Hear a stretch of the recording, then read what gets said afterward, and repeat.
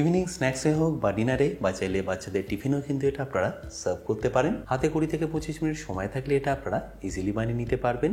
তাছাড়া এই রেসিপিটা পারফেক্টলি বানানোর জন্য সাথে থাকবে অনেক tips and tricks. By the way, আমি শেফ অতনু, আপনারা দেখছেন অতনু রান্নাঘর, আর আজকে আমাদের রেসিপি চিকেন ক্রেপসের। তাহলে এই চিকেন ক্রেপসটা বানানোর জন্য আমি এখানে নিয়ে নিচ্ছি চিকেন। আমি এখানে 300 গ্রাম চিকেন ব্রেস্ট নিয়ে এইভাবে ছোটো ছোটো করে কেটে নিয়েছি। এবার এটাকে আমি ম্যারিনেট করে নেবো। আর তার আগে আমি এখানে একটা বোল নিয়ে নিচ্ছি, আর এই বোলের মধ্যে আমি প্রথমে দিয়ে দিচ্ছি 2 চা চামচ সাদা তেল। আর তেলটা দেওয়ার পরে আমি সবার প্রথম দিয়ে দিচ্ছি কাশ্মীরি লঙ্কার গুঁড়ো রঙের জন্য। তারই সাথে দিয়ে দেবো রঙের জন্য 1-3 চামচ হলুদ গুঁড়ো। এরপর দিয়ে দেবো জিরে গুঁড়ো 1/2 চা চামচ, তার সাথে ধনে গুঁড়ো যাবে 1 চা চামচ। আচ্ছা, এবার এখানে দিয়ে দেবো 1/2 চা চামচ গোলমরিচ গুঁড়ো। আর তারপর মশলার মধ্যে সব থেকে শেষে দিয়ে দেবো গরম মশলা 1/2 চা চামচ। আর এটা মিশিয়ে নেওয়ার আগে আমি এখানে দিয়ে দিচ্ছি 2 চা চামচ আদা রসুন বাটা, আর অবশ্যই স্বাদ মতো নুন। ব্যাস, এবারই সব কিছুকে প্রথমে ভালো করে একবার মিশিয়ে নেবো। আর মেশানো হয়ে গেলে দিয়ে দেবো চিকেনটা। আচ্ছা, এই চিকেনের সাথে অল্প একটু আমি দই অ্যাড করছি, ওই ধরে নিই 2 চা চামচ মতো। তারপরে সব কিছুকে ভালো করে একবার মিশিয়ে নিন। দেখতেই পেলেন একদম ইজি ম্যারিনেশন, আর উপকরণগুলো কিন্তু সব ঘরোয়াই। ব্যাস, এবার এটাকে আমি সাইডে রেখে দিচ্ছি পরে ব্যবহার করার জন্য। এবার ক্রেপসটা বানানোর জন্য আমি এখানে নিয়ে নিচ্ছি একটা মিক্সি জার। আর এই মিক্সি জারের মধ্যে সবার প্রথম দিয়ে দিচ্ছি 1 কাপ দুধ, আর ওই একই কাপের মেজারমেন্টে 1.5 কাপ জল।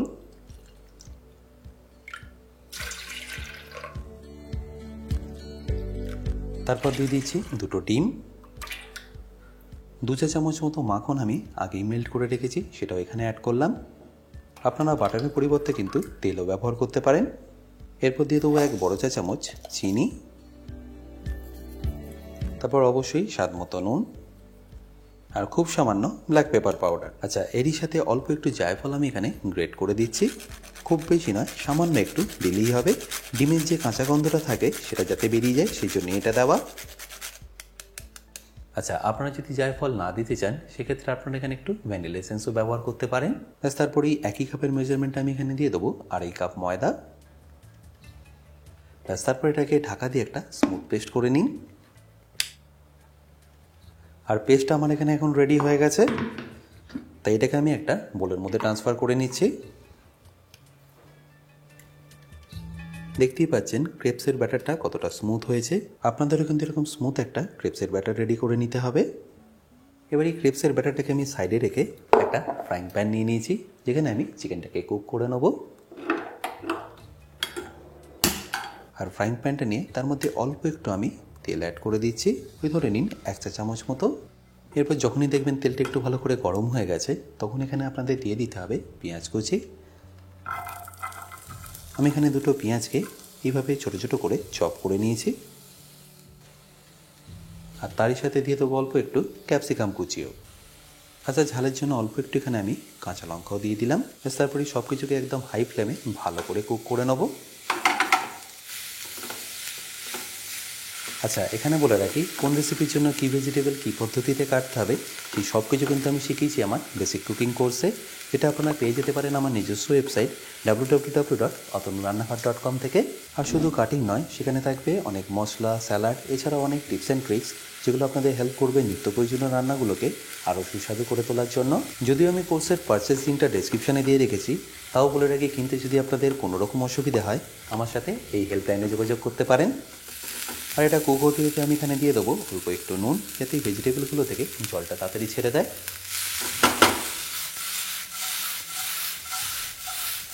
এরপর যখনই দেখবেন এই পেঁয়াজ আর ক্যাপসিকামটা একটু ভাজা ভাজা হয়ে এসছে, তখন এখানে ম্যারিনেটেড চিকেনটা দিয়ে দিতে হবে।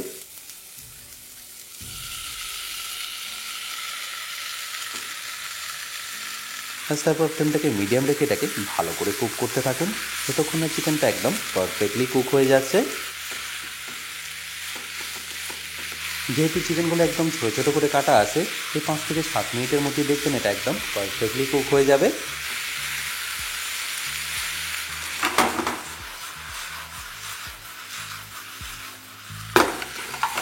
আচ্ছা, চিকেন থেকে যে জলটা ছেড়েছিল সেটা দেখুন এখন একদম ড্রাই হয়ে গেছে, আর চিকেনগুলো কিন্তু এই সময় একদম পারফেক্টলি কুক হয়ে গেছে।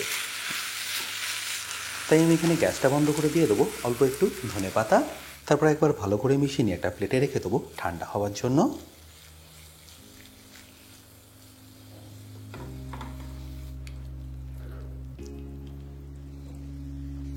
চেষ্টা করবেন এরকম একটা ফ্ল্যাট কিছু দিয়ে রেখে দেওয়ার, যাতে এটা তাড়াতাড়ি ঠান্ডা হয়ে যায়। আর এটা যতক্ষণ ঠান্ডা হচ্ছে ততক্ষণ আমি এখানে ক্রেপগুলো বানিয়ে নিচ্ছি। আর এই ক্রেপসগুলো বানানোর আগে আমি এখানে একটা বোল নিয়ে নিচ্ছি, তার মধ্যে দিয়ে দিচ্ছি 2 চা চামচ ময়দা, তারপর সামান্য একটু জল দিয়ে একটা স্মুথ স্লারি বানিয়ে নেব। এটা বেসিক্যালি আমাদের লাগবে ক্রেপসগুলোকে পরে ভালোভাবে জুড়ে নিতে। দেখতে পেলেন স্লাইড আমাদের কত তাড়াতাড়ি রেডি হয়ে গেল। এটাকে আমি সাইডে রেখে দিচ্ছি। আর এর পাশে আমি ক্রেপসগুলোকে এবার বানিয়ে নেব।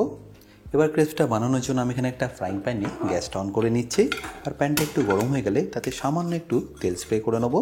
আচ্ছা, এখানে বলে রাখি, আপনারা যদি অতনু রান্নাঘরে ইউটেন্সিলগুলো কিনে নিতে চান, লিঙ্ক আমি ডেসক্রিপশানে দিয়ে রেখেছি। অ্যামাজন থেকে সেগুলো আপনারা ইজিলি কিনে নিতে পারবেন। আর এবার সে তেলটা ভালো করে ব্রাশ করা হয়ে গেলেই আমি এখানে ক্রেপসের ব্যাটারটা দিয়ে দেবো। আশা করি দেখে নিশ্চয়ই বুঝতে পারছেন ব্যাটারের টেক্সচারটা ঠিক এরকম এসছে। ব্যাস, এবার এখান থেকে 1 লিটল ব্যাটার নিয়ে আমি ফ্রাইং প্যানে দিয়ে দেবো।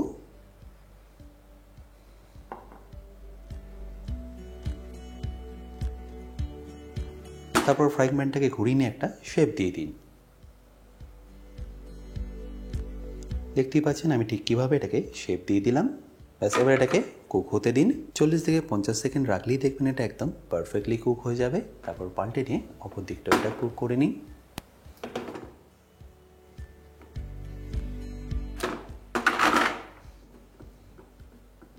আর এই দুটো দিকই যখন পারফেক্টলি কুক হয়ে যাবে তখন এটাকে তুলে নিয়ে একটা প্লেটের মধ্যে রেখে দিন।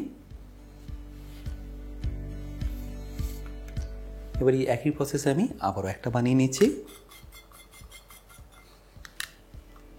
প্রথমে তেলটাকে এইভাবে ব্রাশ করে নিন।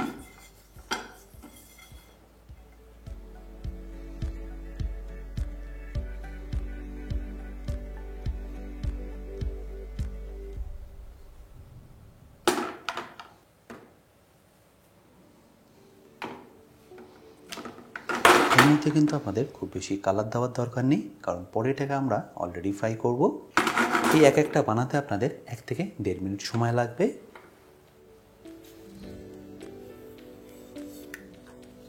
আচ্ছা, এবার আমি এখানে একে একে আপনাদের ক্রেপসটাকে চিকেন দিয়ে স্টাফ করে দেখাচ্ছি। তার জন্য প্রথমে আমি এখানে ক্রেপটাকে নিয়ে নেব। তারপর তার মধ্যে দিয়ে দেবো চিকেনটা। চিকেনটা দেখতেই পাচ্ছেন এই সময় ঠান্ডা হয়ে একদম পারফেক্টলি রেডি হয়ে গেছে। আর এর মধ্যে আমি অল্প একটু মোজারেলা চিজ অ্যাড করে দিচ্ছি। এটা যদিও অপশনাল, আপনারা চাইলে করতেও পারেন, চাইলে নাও করতে পারেন, বাট দিয়ে দিলে দেখবেন এর টেস্টটা বেশ ভালোই আসবে। এবারের একদিকটা আপনাদের ঠিক এইভাবে ফোল্ড করে নিতে হবে। তারপর যে স্লাইডটা বানিয়েছি সেটা এখানে অল্প দিয়ে দিচ্ছি।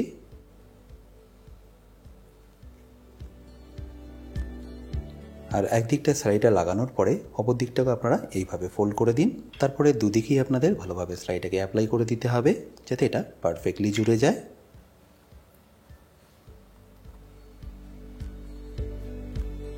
ব্যাস, তারপরে এটাকে ফোল্ড করে দিলেই আপনাদের চিকেন ক্রেপস কিন্তু পারফেক্টলি রেডি।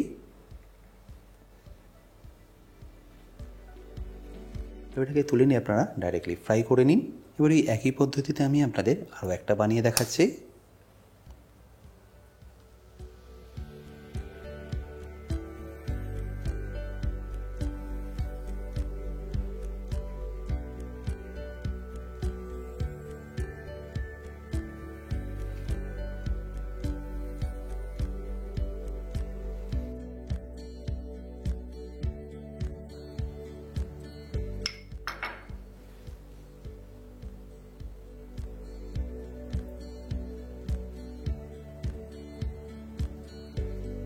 এবার এটাকে কুক করার জন্য আমি এখানে অল্প একটু তেল নিয়ে নিচ্ছি।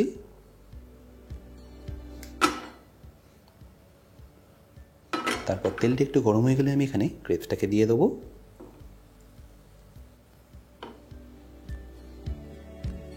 এবার ফ্লেমটাকে মিডিয়াম রেখে এটাকে আপনাদের ভালো করে ভেজে নিতে হবে।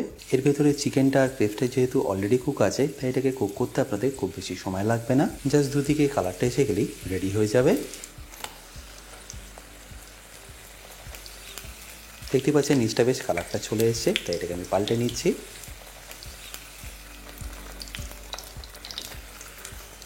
আর এরপর অপর দিকটা কালার চলে আসলে এটাকে আমি তুলে নেব। এবার আমি পাল্টে নিয়ে দেখে নিচ্ছি অপর দিকটা ভালোভাবে কালার এসছে কিনা।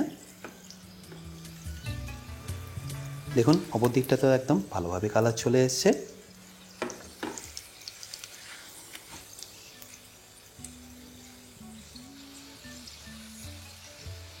ব্যাস, এবার এটাকে তুলে নিয়ে গরম গরম পরিবেশন করুন।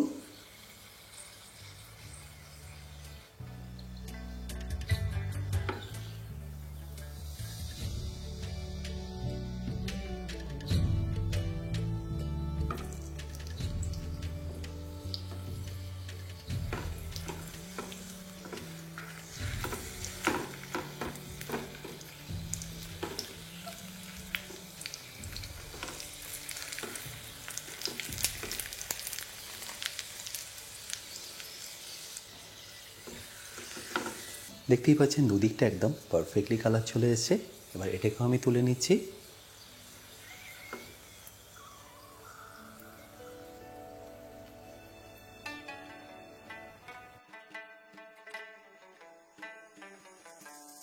আশা করি সিম্পল রেসিপিটা আপনাদের নিশ্চয়ই ভালো লেগেছে। আর যদি ভালো লেগে থাকে অতি অবশ্যই কিন্তু আমাকে কমেন্টে জানাতে ভুলবেন না। বাই দ্য ওয়ে, আমি শেফ অতনু, আপনারা দেখছিলেন অতনু রান্নাঘর। দেখা হচ্ছে আপনাদের সাথে আর একটা নতুন রেসিপি নিয়ে নেক্সট এপিসোডে।